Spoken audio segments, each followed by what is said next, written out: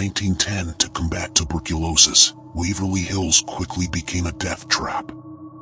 In a time before antibiotics, doctors tried horrifying treatments, removing ribs, collapsing lungs, and forcing ice baths. Some patients were even left outside in freezing temperatures, believing fresh air could cure them. One of Waverly's most infamous features is the body chute, a dark underground tunnel where bodies were secretly transported to keep morale high. Today, visitors claim to hear phantom footsteps, and some feel unseen hands pushing them as they walk through. Paranormal investigators have recorded disembodied voices whispering, "Help me, don't leave me." Nurse Mary Lee is said to have taken her own life here in room 502, found hanging from a light fixture. But some say she didn't hang herself.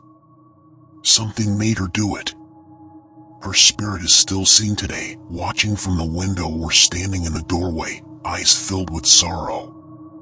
Another well-known spirit is Timmy, a young boy who roams the hallways, rolling a ball. Visitors who bring a ball to Waverly often see it move on its own, rolling towards them as if an invisible child is playing. In 2006, a team of ghost hunters caught a shadow figure moving towards them, disappearing into a room. When they checked, no one was there. Would you dare to walk the halls of Waverly Hills alone? Deep in the heart of Belgium, hidden in the dense Ardennes forest, stands a forgotten castle. Abandoned. Decaying. Chateau Miranda, the haunted orphanage. Built in the 19th century, this castle was once the home of aristocrats. But after World War II, it became an orphanage, a place meant to shelter children left alone in the world. Instead, it became a place of suffering. Strict discipline. Harsh punishments. Rumors of abuse. The laughter of children was replaced by the sounds of fear. Some say the walls of Chateau Miranda absorbed their pain, and even after the children were gone, their spirits never left. Visitors have reported eerie giggles echoing through the empty halls. Others claim to have seen shadowy figures darting between rooms. And some have felt small, icy hands grasping at their clothes. One legend speaks of a little girl who fell from these very stairs. She is still seen, standing, waiting. And if you listen closely, you might hear her whisper, "Come play with me." Paranormal investigators who dared to enter reported objects moving on their own, doors slamming shut, and an overwhelming feeling of being watched. The castle may be abandoned, but it is far from empty. Don't leave me alone.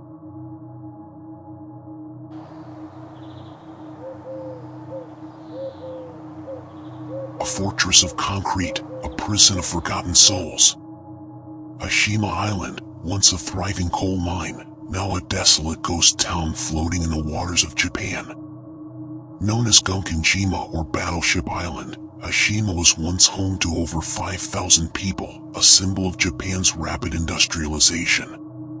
But beneath its success lay misery, and secrets that refused to be buried. Life here was brutal. The island was overcrowded, the air thick with coal dust, and the walls hid the cries of forced laborers, many of them prisoners of war. They toiled endlessly, their lives lost in darkness, their spirits forever bound to this concrete grave.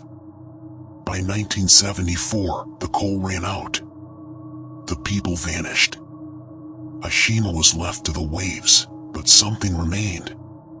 Visitors today speak of strange whispers carried by the wind, shadows moving in empty rooms, and a feeling, an overwhelming presence that watches. Some say the ghosts of the laborers still walk these ruins.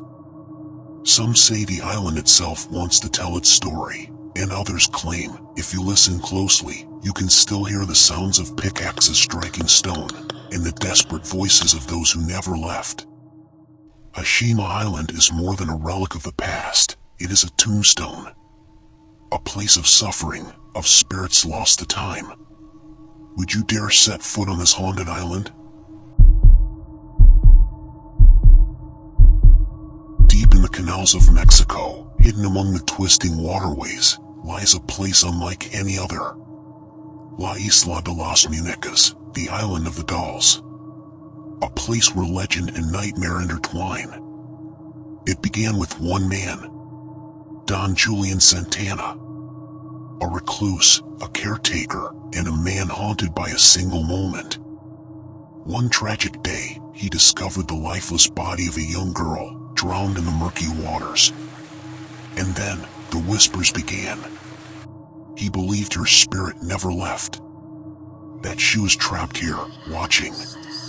In an attempt to appease her restless soul, he did something strange. He hung a doll in the trees. Then another. And another. Until the island became a graveyard of lifeless faces. But the spirits were never satisfied. Julian claimed the dolls whispered to him at night, their glass eyes following him wherever he went. Some say the island itself had taken hold of his mind. And then, just as eerily as it began, it ended. One day, Don Julian was found in the very waters where he once discovered the girl. Face down. Lifeless. And from that moment on, the island's legend was sealed. Those who visit today speak of something unnatural. Dolls blinking, heads turning, distant laughter when no one is there. Some believe the spirits of the island have found a new keeper. And if you stay too long, you might be next. Is the Island of the Dolls a shrine, or a prison for the dead? Do you believe the dolls are watching?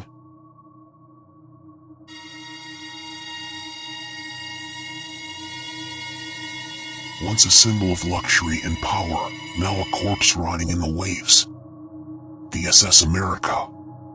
A ship abandoned by time, swallowed by the sea, but some say, not entirely empty. Launched in 1939, the SS America was a masterpiece of engineering.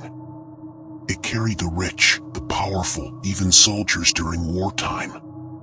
But fate had other plans.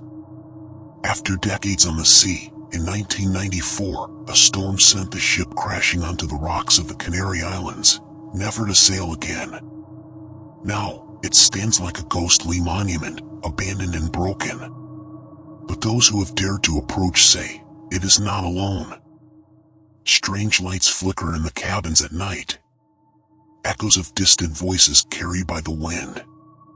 And some divers, those who venture too close, claim they've seen figures standing on the deck, figures that shouldn't be there. There are whispers that the souls of those who sailed aboard the SS America never truly left. Trapped between the past and the deep, they wander the decaying halls, waiting, watching, calling. From haunted hospitals to forsaken islands, from cursed ships to ghostly ruins, these places stand as eerie reminders that the past never truly fades. But the question remains, are you brave enough to step into the unknown? Which of these haunted places chilled you the most? Let us know in the comments. And if you crave more spine-tingling stories, subscribe to Dare to Watch. Until next time, keep your lights on, and whatever you do, don't look behind you. Good night.